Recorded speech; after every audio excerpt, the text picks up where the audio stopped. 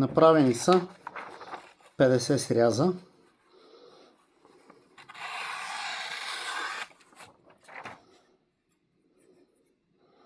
Никакви поражения по режещия ръб.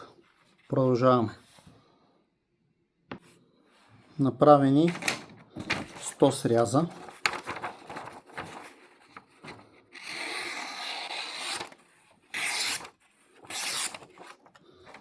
Никакъв проблем. Теста продължава с още 50 сряза. Направени 100 сряза на пластмасово въже. Като прекарам нокът по режещ ръб, не се усещат никакви щръпки или каквото и да било. Никакъв проблем. Реже прекрасно. Сега, след малко почвам теста на 5 броя корабно, подчертавам, мръсно въже. Да видим какво ще стане с тази стомана.